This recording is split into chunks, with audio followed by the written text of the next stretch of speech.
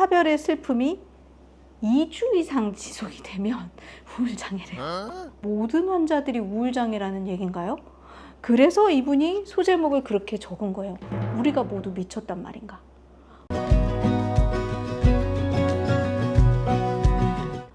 반갑습니다. 천인자 한의원 박의 원장입니다. 갑자기 제 목소리가 좀 이상하시죠?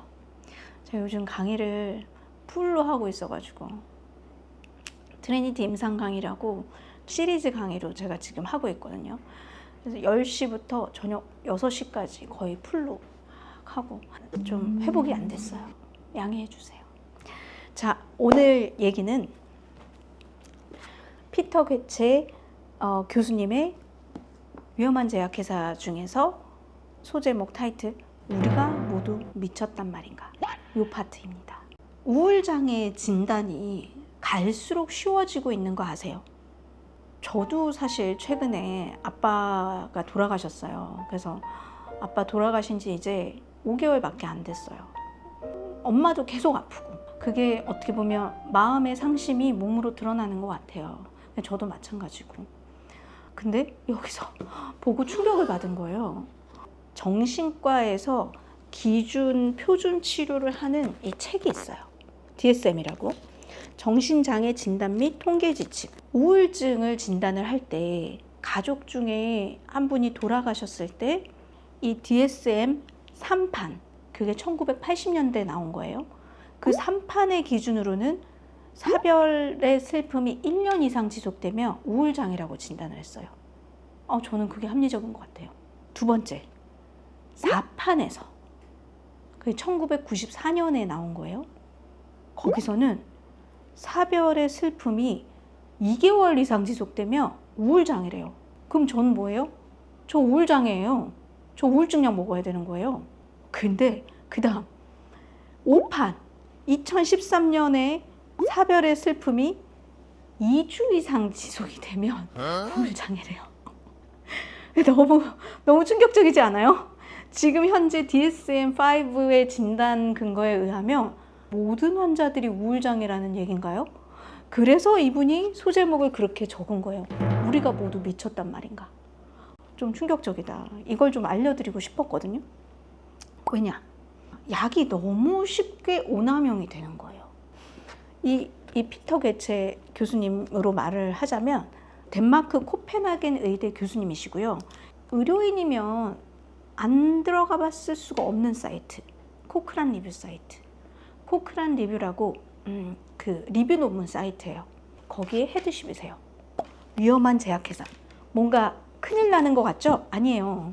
정말 대단한 의료인이시자 의학자신 분이세요. 피터 괴체. 존경받는 분이세요. 할아버지도 의사, 본인도 의사. 그리고 첫 직장이 제약회사. 그래서 제약회사의 생리를 너무 알아서 어떻게 보면 의로운 내부 고발자신 거예요. 그래서 여기서 진단 기준이 너무 낮아진 게 제약회사의 로비다라고 말씀을 하시죠. 건강하고 성공한 자기 친구들 8명을 데리고 가서 정신과 병원에서 진단을 받았대요. 우울증 검사, ADHD 검사, 조증 검사 3가지 검사를 했는데 피터 괴체 교수님은 심각한 조증으로 진단을 받으셨어요. 자기 친구들 경증, 중증, 심각한 증상으로 다 진단을 받으신 거예요. 그래서 한 명도 그 검진 테스트를 통과한 사람이 없었다 라고 문제 제기를 여기서 제기를 하세요. 우울증의 원인은 세로토닌이 부족해서, 뇌내 호르몬인 세로토닌이 부족하다는 걸로 얘기가 나오잖아요. 근데 저도 이 책을 보고 깜짝 놀랐어요. 그게 한 번도 검증되지 않은 가설이었어요. 왜냐? 세로토닌을 증가하는 약을 줘도 우울증이 낫고 감소하는 약을 줘도 우울증이 나아요. 의학에서 독약으로 책에서는 거의 플라시보 효과라는 거예요. 우울증 환자들의 약이. 그래서 중증 15% 정도만 약이 필요하고 85%의 경증 우울증 환자는 사실은 약이 필요가 없다 라고 연구 결과가 나와 있어요. 오히려 운동을 했을 때 우울증이 좋아진다는 결과가 나와 있어요. 토니 로빈스 UPW라고 아세요? 토니 로빈스 UPW에 갔다 오면 우울증이 사라져요. 그래서 그걸 경험한 스탠포드 그 연구자가 있었던 거예요. 스탠포드 연구자가 갔어. 좋아졌어. 사람들이 다 좋아지네. 이거 연구해볼 만하겠는데? 해서 연구를 해서 결과가 나왔어요. 읽어드릴게요. UPW 참가 후 우울증 환자 중 100%가 30일 후 우울증이 완화되었고 평균 87.2%가 증상 개선을 경험을 했어요. 17%가 이벤트 후 30일 이내에 더 이상 자살 생각을 하지 않게 되었다. 참가자들이 긍정적인 감정이 50%가 증가하고 무엇보다 부정적인 감정이 70%가 감소했다. 오히려 우울증 약보다 토니 로빈스 UPW 가는 게 훨씬 효과적이에요.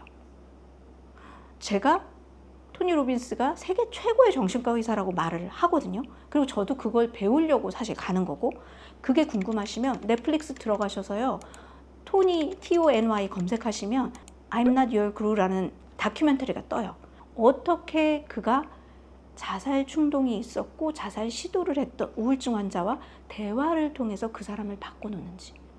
그게 진짜 정신과 치료예요. 진짜 제가 보는 세계 최고의 정신과 의사예요. 저 그거 배우려고 학비도 거의 대학원 학비예요. 저 그냥 박사학위 더 딴다고 생각하고 전 배우러 다니거든요. 근데 이게 계통이 있어요. 무슨 말이냐? 토니 로빈스는 현존하는 면허받은 정신과 의사는 아니에요. 그러나 이 토니 로빈스가 하고 있는 NLP라는 기법이 뉴로 링귀스틱 프로그래밍인데, 최고의 정신과 의사 밀턴 에릭슨, 최면요법과 자기 암시의 기초를 닦은 정신과 의사예요. 그러니까 그분의 언어를 분석해서 프로그램과 치료법을 만든 게 NLP 기법이에요. 근데 그 NLP 기법에서 토니 로빈스 이벤트에서는 거의 하루 종일 몸을 써서 움직여서, 그것도 긍정의 몸놀림을 해요.